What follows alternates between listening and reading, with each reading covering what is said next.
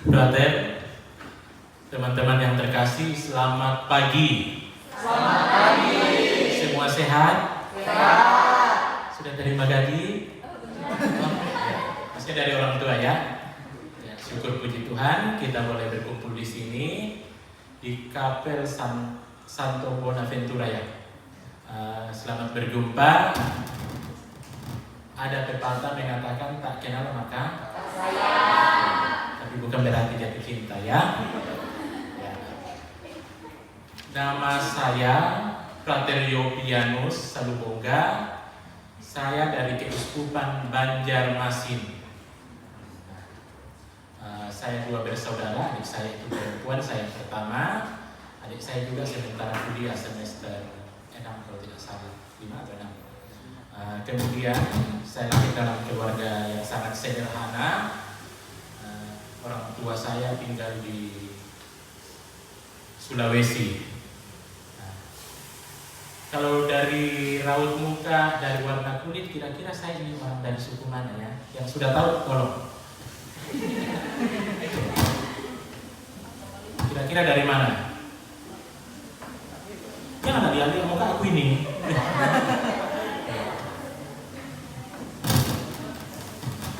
Ya, ada yang bilang Manado, ada yang bilang dari NTT.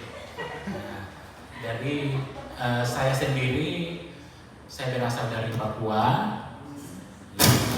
Saya dari Papua, tapi suku saya Toraja. Orang tua saya tinggal di Toraja. Teman-teman yang terkasih, saya juga dulu itu kuliahnya di PGSD. Di Universitas Cendrawasih Papua, saya menyelesaikan studi di sana. Setelah itu saya kerja.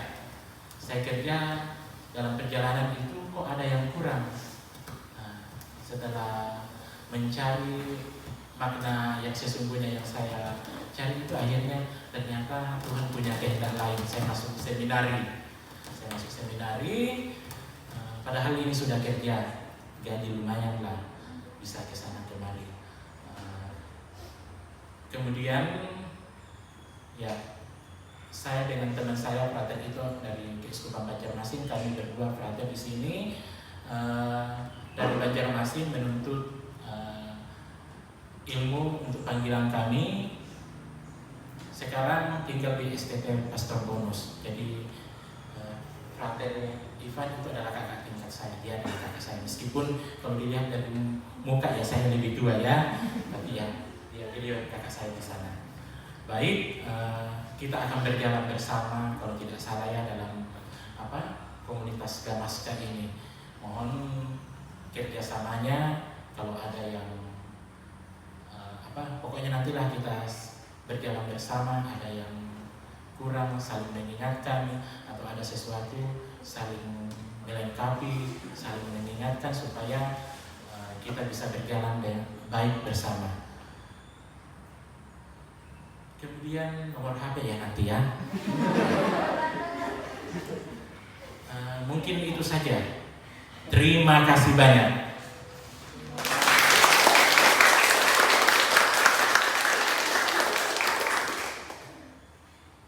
Ya, terima kasih Frater Yogi. Frater ini banyak bisanya. Nanti kalau bisa minta bantu apa saja kepada beliau, dan pasti mantap. Pasti hasilnya memuaskan. Jadi jangan sungkan-sungkan untuk bertanya dan berkomunikasi, ya. Jangan kamu aja. Tidak susah kalau untuk komunikasi. Hubungi saja supaya segala sesuatunya berjalan dengan baik. Oke? Nah, dengan demikian setelah perkenalan Frater Yogi, berarti mulai seterusnya nanti Frater Yogi akan mendampingi kalian, yang akan bertanggung jawab dengan Gamaska. Jadi hubungi saja dia. Oke. Sekarang kita akan katekese agak panjang, mungkin 2 hari. Katekese judulnya Peran Roh Kudus dalam Kehidupan Orang Beriman. Saya mau tanya, menurut pemahaman, pengetahuan teman-teman semua, apa itu Roh Kudus?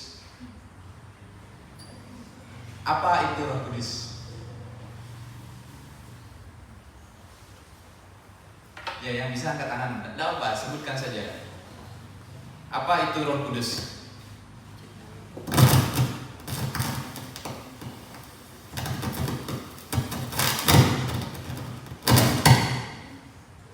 Apa itu Roh Kudus?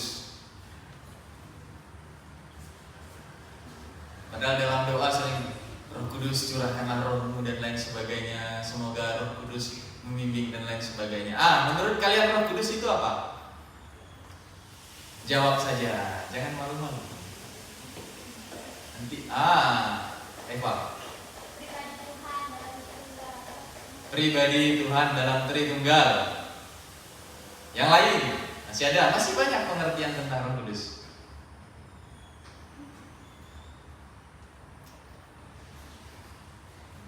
Apa? Ya, salah satunya tadi yang disebutkan Eva. Kita sering mengucapkan, sering mendoakan, sering mendengar tentang Roh Kudus, tapi kita tidak banyak tahu tentang Roh Kudus. Roh Kudus ada berbagai pengertian, berbagai pemahaman tentang Roh Kudus. Pertama, ia adalah pribadi ketiga dalam Tritunggal Maha Kudus. Jadi Tritunggal Maha Kudus ada 3 pribadi. Pribadi Allah Bapa, Allah Putra, dan Allah Roh Kudus. Roh Kudus adalah pribadi ketiga. Dia sehakikat dengan Bapa dan Putra. Ia berasal dari Bapa dan Putra. Nah, ungkapan-ungkapan itu tuh ada dalam doa aku percaya, syahadat panjang, syahadat Nikea, ada di sana. Tertuliskan mengenai Roh Kudus berasal dari Bapa dan Putra, sehakikat dengan Bapa dan Putra. Lalu pengertian yang lain, Roh Kudus adalah Sang Kasih dan Sang Karunia. Ia adalah Sang Kasih dan Sang Karunia. Ini tertera dalam 1 Korintus, dalam kitab suci banyak menyebutkan bahwa Roh Kudus itu adalah Sang Kasih, juga Sang Karunia. Ada juga dalam Galatia, buah roh adalah kasih, dan seterusnya. Ada banyak diungkapkan mengenai itu. Dan Agustinus menyatakan bahwa Roh Kudus adalah karunia Allah. Allah yang memberikan dirinya, Allah yang menyatakan dirinya sebagai karunia. Lebih lanjut, kasih adalah karakter unik dari Roh Kudus. Cara berada kasih menunjukkan kehadiran Roh Kudus. Kasih memberikan keyakinan, pengharapan, dan kekuatan. Karena itu kasih berhubungan erat dengan kebenaran. Nah, hal-hal yang sifatnya kasih, mencintai, datangnya dari Roh Kudus. Di luar kasih dan di luar cinta, dari roh kuda. Gitu ya. Lalu pengertian lain juga menyebutkan bahwa Roh Kudus adalah penolong, roh kebenaran atau roh penghibur. Nah, ini diungkapkan dalam Yohanes. Ketika Yesus naik ke surga, dia menjanjikan akan ada roh penolong yang lain, kata Yesus, supaya ia menyertai kamu selama-lamanya. Roh penolong itu adalah roh kebenaran dan Roh Kudus sendiri. Maka dengan demikian dunia tidak dapat menerima dia, sebab dunia tidak melihat dia dan tidak mengenal dia. Dunia ini dalam artian apa ya? Hal-hal yang jahat gitu. Hal-hal yang jahat itu tidak mengenal Roh Kudus. Hal-hal yang jahat itu tidak mengenal roh kebenaran. Karena mereka saling bertentangan. Maka kita yang adalah putra-putra Allah, putra-putri Allah, kita sudah menjadi satu dengan Allah. Kitalah yang mengenal Roh Kudus, Roh kasih, Roh penolong, dan Roh penghibur itu tadi. Ada 7 karunia Roh Kudus. Apa saja? Apa saja? 7 karunia Roh Kudus. Ada 7 nih. Sebut sembarangan kan mungkin bisa benar. Roh penghiburan. Ada lagi?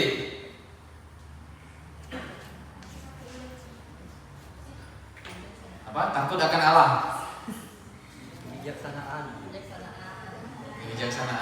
Ada yang nyontek. Ada roh kebijaksanaan. Lalu pengertian.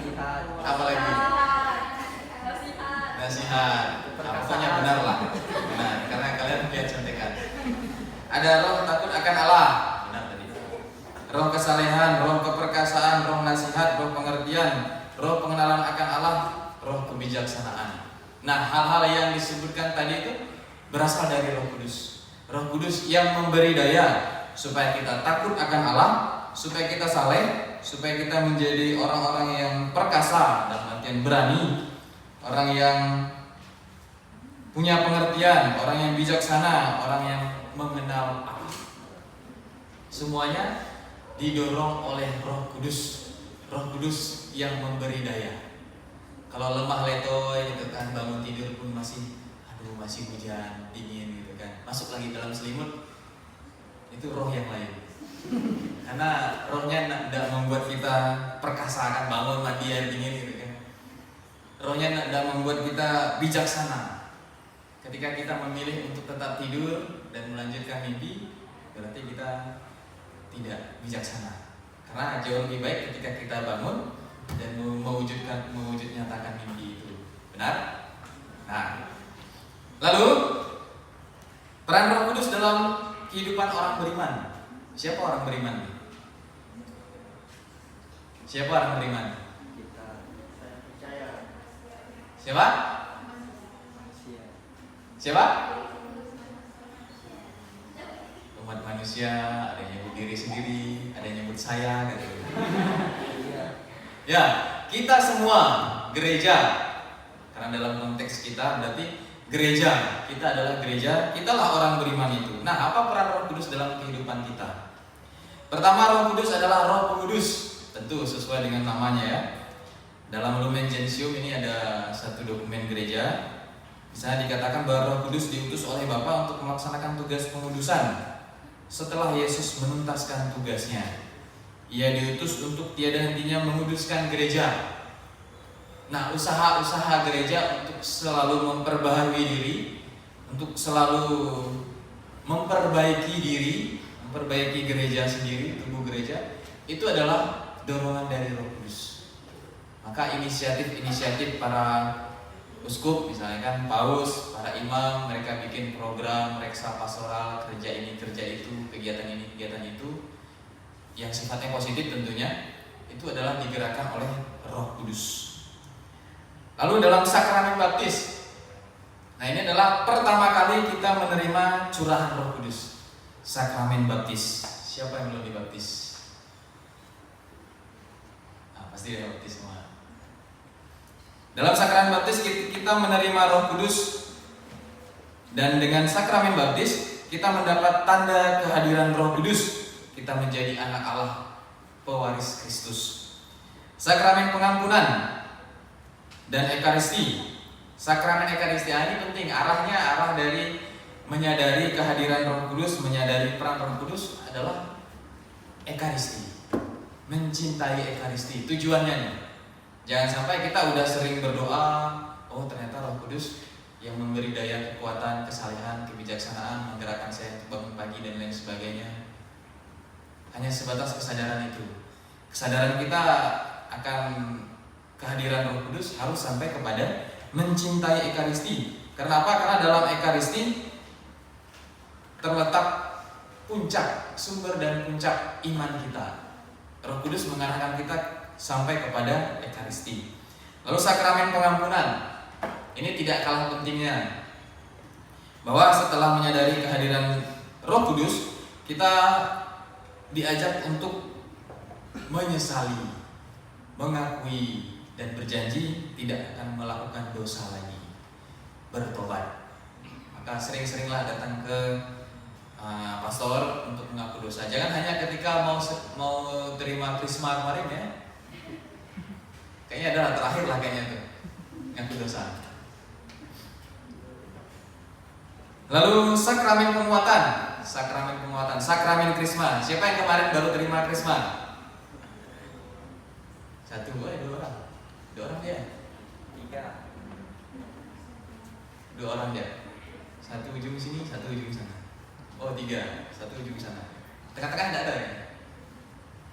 Ya, sakramen penguatan juga merupakan ajakan dari Roh Kudus. Tadi sakramen baptis kita menerima curahan Roh Kudus yang pertama. Kemudian dalam sakramen penguatan, curahan Roh Kudus menjadi lebih sempurna.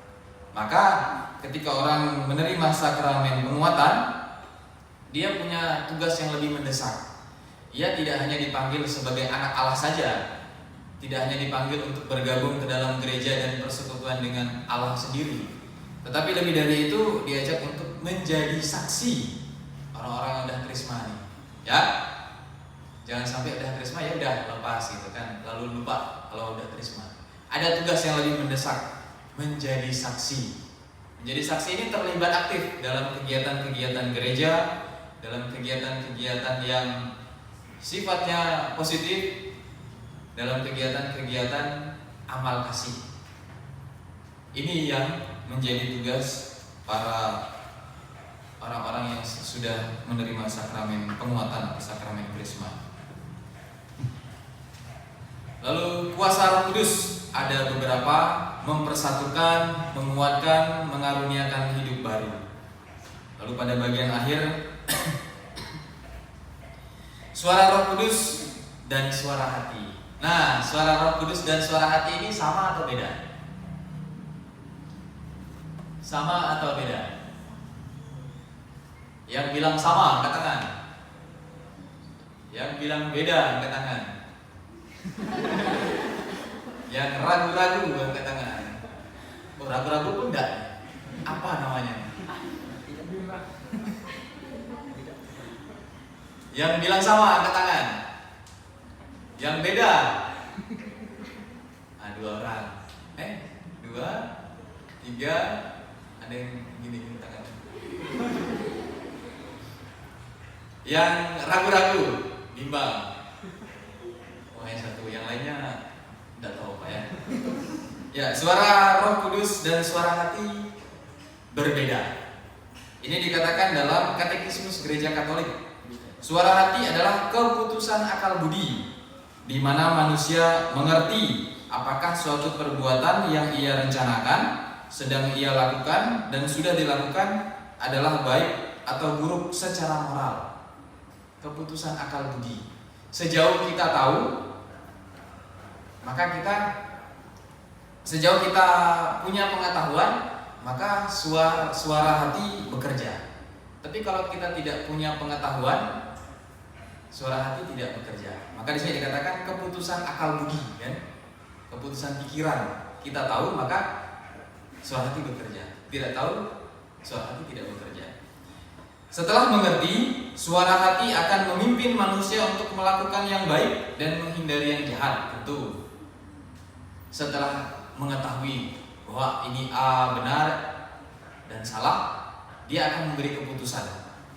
Suara hati dibentuk oleh pengetahuan yang kita dapat tentang kebenaran. Karena itu dalam keputusan ia mengikuti akal budi.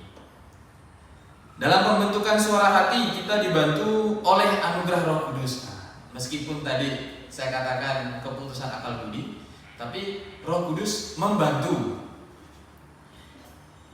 Kita dibantu oleh anugerah Roh Kudus dan kesaksian serta nasihat orang lain, dan bimbingan oleh ajaran pemimpin gereja.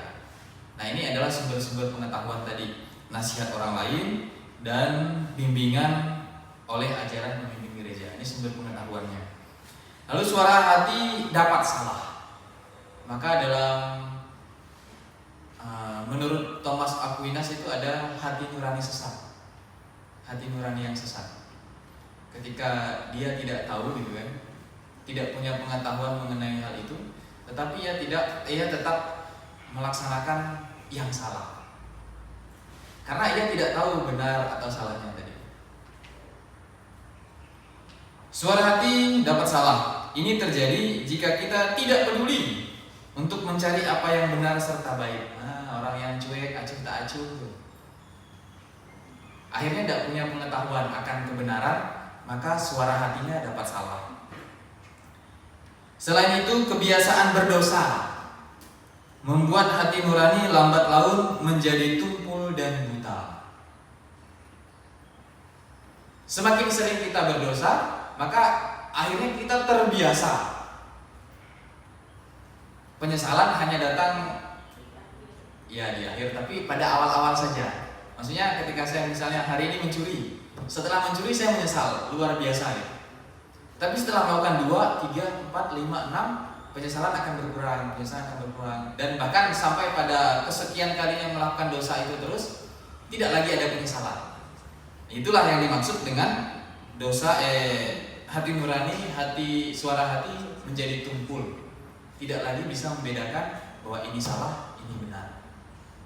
Dan suara Roh Kudus dianugerahkan ke dalam hati manusia untuk menerangi suara hati.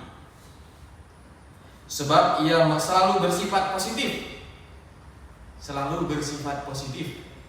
Ketika dihadapkan dengan suatu peristiwa, lalu kita ada kayak gerakan-gerakan, ini salah nih, harusnya saya tidak buat ini. Itulah gerakan dari Roh Kudus. Meskipun pada akhirnya nanti kita melakukan hal yang salah, tetapi Roh Kudus sudah bekerja pada awal untuk melarang kita melakukan sesuatu yang salah itu. Ia menuntun keputusan suara hati kepada kebaikan dan kebenaran. Nah, bagaimana cara menyadari kehadiran Roh Kudus dan bagaimana cara mengasah suara hati? Ada istilah namanya eksamen conscientiae, pemeriksaan batin. Nah, ini kalau kami di seminari sering melakukannya. Caranya adalah pada malam hari, lebih efektif pada malam hari menurut saya. Pada malam hari setelah semua pekerjaan kita selesai, lalu kita mau tidur. Nah, setelah doa mau tidur, sebelum ditutup dengan tanda salib lagi, kita mulai. Pertama, mensyukuri rahmat Tuhan selama sehari ini. Lalu yang kedua, mohon rahmat Roh Kudus untuk menerangi pengalaman saya. Lalu yang ketiga, melihat kembali pengalamanku. Melihat kembali. Nah, selama sehari ini, hal baik atau hal buruk yang banyak saya lakukan. Kalau ternyata hal baik, syukurlah, alhamdulillah. Tapi kalau ternyata hal buruk, minta ampunlah, perbaiki di hari besoknya, semakin kurangi. Lalu yang keempat, mohon ampun atas kesalahanku yang tadi saya katakan. Lalu yang kelima, membangun niat untuk menjadi lebih baik. Biasanya lebih efektif tuh ditulis, besok niat saya apa gitu. Setelah eksamen pada bagian kelimanya tuh tulis, besok saya mau kasih frater motor gitu kan.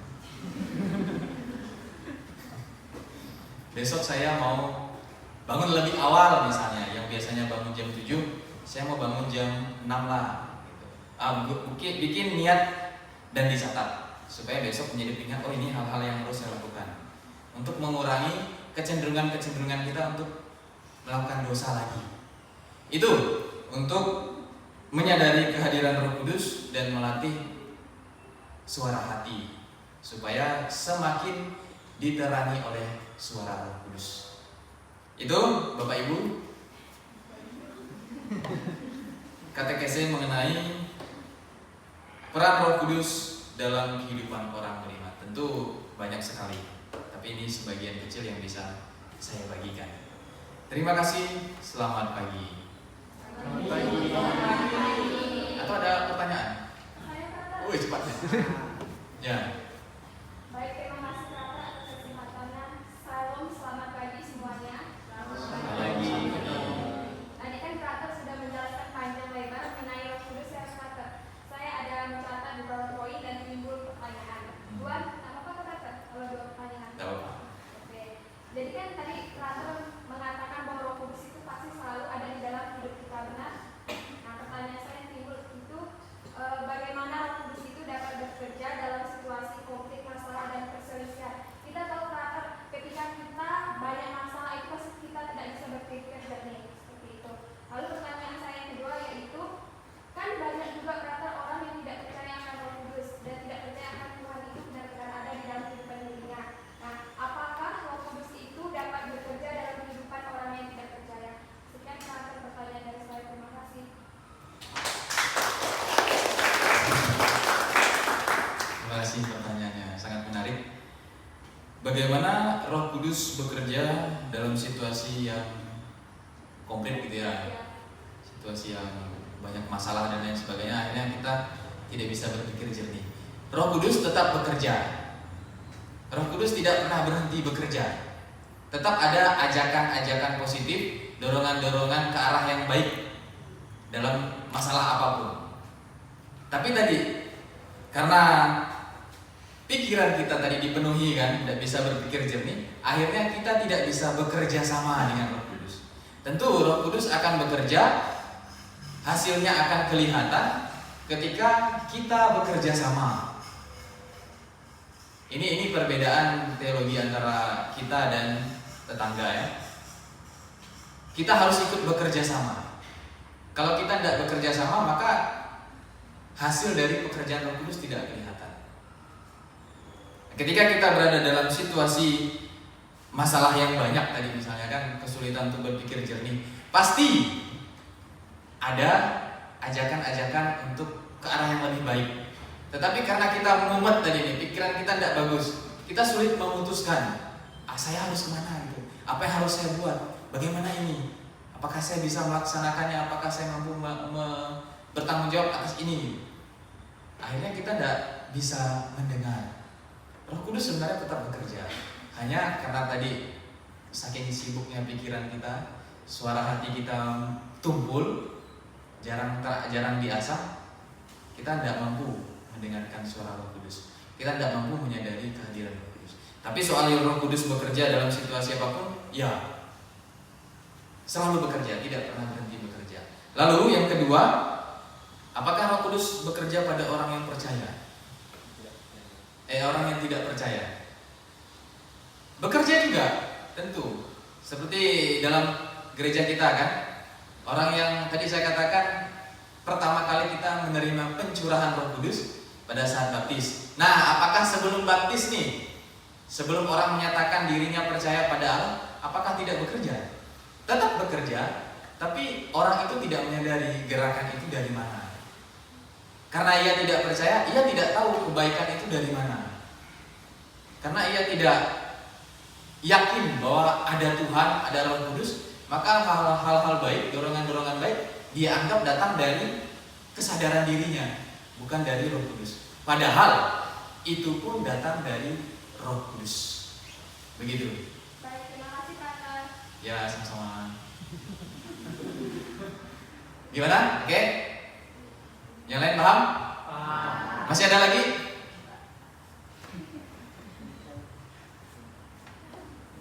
Masih ada?